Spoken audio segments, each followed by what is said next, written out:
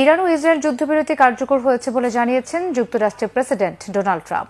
সামাজিক মাধ্যম ট্রুথ সোশ্যালে দেয়া পোস্টে যুদ্ধবিরতি লঙ্ঘন না করার অনুরোধও জানিয়েছেন তিনি। ট্রাম্পের আহ্বানে রাজি হয়েছেন ইসরায়েলের প্রধানমন্ত্রী বেনিয়ামিন নেতানিয়াহু। যদিও যুদ্ধবিরতি ঘোষণার পরও ইরান ইসরায়েল পাল্টাপাল্টি হামলায় দুই দেশে হতাহতের খবর পাওয়া গেছে। সারা দেশের মতো চট্টগ্রামেও বাড়ছে করোনার প্রকোপ। এই মাসে কোভিড সংক্রমণে 6 জনের মৃত্যু হয়েছে। রোগী বাড়তে থাকলে তা সামাল দেওয়ার প্রয়োজনীয় প্রস্তুতি নেই হাসপাতালগুলোতে। যন্ত্রপাতি অচল ও দক্ষ জনবল না থাকায় পূর্ণাঙ্গ আইসিইউ সেবা দিতে পারছে না জেলার করোনা ডেডিকেটেড হাসপাতালগুলো। চট্টগ্রাম থেকে আরো জানাচ্ছেন সৈয়দ তামিম মাহমুদ।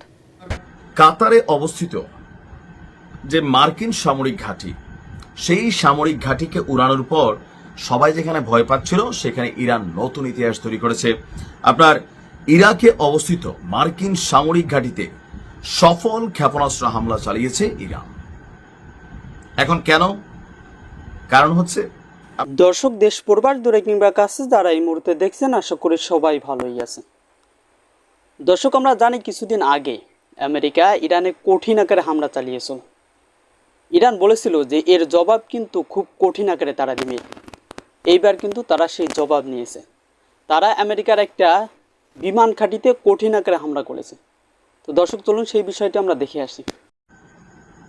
আসসালামু আলাইকুম, ঈদ মোবারক। হ্যাঁ, দেনে বালা জাব্বি দেতা দেতা ছপ্পর ফারকে, মানে উপরওয়ালা বা যিনি দাতা আছেন তিনি যখন দেন, মাঝে মাঝে পবিত্র কোরআনের একটা বাণী আছে না, হতাশ হইও না, নিশ্চয়ই তোমার রব তোমাকে সুসংবাদ দিবে যেটা শুনে তুমি খুশি হয়ে যাবে। এই আয়াতটা কিন্তু একটা তাফসীর তারজমা অনেক বড়, বাট আমি শর্টকাটে বলি যে মাঝে মাঝে হয় না যে আপনি গেছেন 10 টাকার জন্য, ভাবছেন যে এই টাকাটাই পাইবেন কিনা, অথবা একটা জবের জন্য গেছেন পিয়নের, অথবা সামহাও একটা মানে যে জিনিসটা আপনার প্রত্যাশার বাহিরে, আপনি ভাবতেছেন এটা পাবেন, আপনার আইডিয়া তো নাই। আপনি ভাবতেছেন আমি 10,000 টাকা হালাত খুঁজবো, 2,000 টাকা দিলে হয়েছে, 8,000 টাকা দিবে না সেন্সে গেছেন। কিন্তু দেখা গেল 10,000 তো দিছে, সাথে আরো কয় গাড়ি ভাড়াটা দিয়ে আসছো যেহেতু টাকাটা নিতে, তোমার তো 10,000 থাকবে না, আরো 1,000 টাকা দিলাম। এই হিসাবটা আলাদা না? আপনার খুশি হয়ে যাবে মন। তো ইরানও যা শুরু করছে, আমরা যারা ইরানের পাগলা ফ্যান ফলোয়ার আছে, মানে তাদের অন্তর খুশি হয়ে যাবে। আপনার কাতারে অবস্থিত যে মার্কিন সামরিক ঘাঁটি, সেই সামরিক ঘাঁটিকে উড়ানোর পর সবাই যেখানে ভয় পাচ্ছিল সেখানে ইরান নতুন ইতিহাস তৈরি করেছে। আপনার ইরাকে অবস্থিত মার্কিন সামরিক ঘাঁটিতে সফল ক্ষেপণাস্ত্র হামলা চালিয়েছে ইরান। এখন কেন? কারণ হচ্ছে আপনার ইরাকের মধ্যে এবং কি আপনার আরো অনেকগুলা রাষ্ট্র আছে যেখানে আমেরিকানরা ওই দেশের সরকারের অনুমতি ছাড়াই তারা তাদের সেনাবাহিনী পালে। কেন পালে? ওই দেশের তেল, গ্যাস, খনিজ যে বিরল সম্পদ, ওরকম অনেক জিনিস তাদের দরকার, আর এগুলাকে তারা সেখান থেকে আরোহণ বা উত্তোলন করে। তো এই যখন অবস্থা, তখন আপনার কাতারে অবস্থিত মার্কিন সামরিক ঘাঁটিতে হামলার পরপরই আমরা দেখলাম যে ইরাকে যে মার্কিন সামরিক ঘাঁটি আছে সেখানেও ক্ষেপণাস্ত্র হামলার খবরটি সামনে এসেছে। আর ইরানের বিপ্লবী গার্ড বাহিনীর সাথে সম্পৃক্ত আধা সরকারি বার্তা সংস্থা তাসনিম নিউজ এই তথ্য দিচ্ছে। সংবাদ মাধ্যমটি বলছে আপনার বিশরত ফাতেহ এবং ইয়া আবা আবদুল্লাহ নামক যে স্পেশাল ভার্সনের ইরানের ক্ষেপণাস্ত্রগুলো আছে সেগুলাই ইরান আপনার ছড়েছিল। এসব হামলায় একাধিক ওয়ারহেড অথবা ক্ষেপণাস্ত্রে বহনে সক্ষম এরকম খাইবার ক্ষেপণাস্ত্র নিক্ষেপ করা হয়েছে। মানে পরমাণু বোমা সহ মারা যাবে বা একের ভিতরে অধিক ক্লাস্টার অথবা আরো যে মেশিনারিজ গুলো আছে শর্টকাটে ওইগুলা ব্যবহার করা যাবে এমন ক্ষেপণাস্ত্র কিন্তু ছড়িয়ে দিয়েছে। এখন ক্ষয়ক্ষতির পরিমাণ, এটা আপাতত আমি যখন নিউজটি করছি তখন এই তথ্য আসেনি, তবে মতান্তরে কেউ বলছেন আমেরিকার মার্কিন সেনাবাহিনীর কোন সদস্য হিসেবে মারা যায় না, তাদের বেস্টেজ যেগুলো আছে এগুলো ক্ষতিগ্রস্ত হয়েছে অথবা আপনার আরো ভিন্নতা আসছে।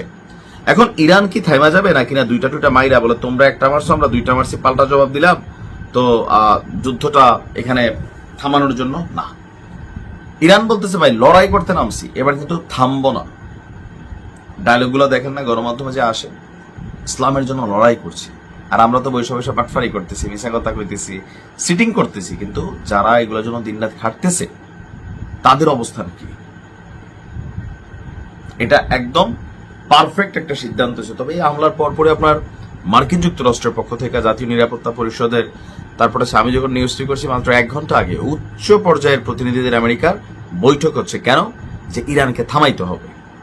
আমরা এত বড় রাষ্ট্র, আমি একটা হাতির মতন রাষ্ট্র, আমি একটা কি বলা হয় যে একটা ওই বিলাইয়ের কাছে হার মানবো, অনেকের কাছে এরকম একটা ফিলিংস আছে না আছে। সেইটাকেই কাজে লাগাচ্ছে ইরান, কারণ জনগণ তাদের পক্ষে আছে বিশ্বব্যাপী। এই তো মাত্র শুরু, খেলা অনেক বাকি আছে গুরু। ইরান বলছিল যে ভাই তোমাদের সাথে আমাদের ঝগড়া আছে না, তো তোমরা তার পক্ষ নিয়ে কেন আসতেছো? এটা আমাদের ডিউটি। আচ্ছা তারা মেশিনারিজ দিবা? হ্যাঁ। কত ঠিক আছে, তুমিও খাও। একদম জায়গা মতো দিছে। আরো 2-4-10টা গাড়িতে ইরানের ভালোবাসা দেওয়া উচিত, থাকে না? তো ইনশাল্লাহ আরো ভালো কিছু হবে। আসসালামু আলাইকুম। সারা দেশের মতো চট্টগ্রামেও বাড়ছে করোনার প্রকোপ।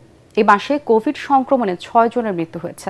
রোগী বাড়তে থাকলে তা সামাল দেওয়ার প্রয়োজনীয় প্রস্তুতি নেই হাসপাতালগুলোতে। যন্ত্রপাতি অচল ও দক্ষ জনবল না থাকায় পূর্ণাঙ্গ আইসিইউ সেবা দিতে পারছে না জেলার করোনা ডেডিকেটেড হাসপাতালগুলো। চট্টগ্রাম থেকে আরো জানাচ্ছেন সৈয়দ তামিম মাহমুদ। 2020 সালে করোনা রোগীদের জন্য বিশেষায়িত হাসপাতাল হিসেবে ঘোষণা করা হয় চট্টগ্রাম জেনারেল হাসপাতালকে। সেই সাথে সেবার মান বাড়াতে ধাপে ধাপে ভেন্টিলেটরের পাশাপাশি যুক্ত করা হয় আধুনিক 18টি আইসিইউ শয্যা। করোনা সংক্রমণ কমে আসায় দীর্ঘদিন ধরে অব্যবহৃত অবস্থায় পড়েছিল আইসিইউর গুরুত্বপূর্ণ সব সরঞ্জাম। রোগী বাড়তে থাকলে তা সামাল দেওয়ার সক্ষমতা নেই হাসপাতালটির। এবছর আবার করোনা সংক্রমণ বাড়তে থাকায় ভেন্টিলেটর সহ প্রয়োজনীয় সরঞ্জাম সচল করার কাজ শুরু হয়েছে বলে জানিয়েছে হাসপাতালটির আইসিইউ কনসালটেন্ট। কিছু মেশিন অচল অবস্থায় ছিল। ঢাকা থেকে ইতিমধ্যেই বায়োমেডিক্যাল ইঞ্জিনিয়ারদের 2টো টিম এসেছে যারা এই মেশিনগুলো নিয়ে কাজ করছে। চট্টগ্রাম মেডিকেল কলেজ হাসপাতালেও নেওয়া হচ্ছে করোনা চিকিৎসার প্রস্তুতি। হাই ফ্লো ন্যাচারাল ক্যানুলা যেটা, এটার মাধ্যমে আমরা 35 লিটার অক্সিজেন, 1 লিটার অক্সিজেনকে কনভার্ট করে আমরা 35 লিটার অক্সিজেন দিতে পারবো। এখন যেহেতু আমরা সবাই ভ্যাকসিনেটেড, ওরকম কোনো খারাপ রোগে আমাদের এখানে ওরকম আসার সম্ভাবনা খুবই কম। যদি লাগে ভেন্টিলেটর আমাদের পর্যাপ্ত আছে। চট্টগ্রাম সিটি কর্পোরেশনের মেমন 2 হাসপাতালটিকে কোভিড ডেডিকেটেড হাসপাতাল করা হয়েছে।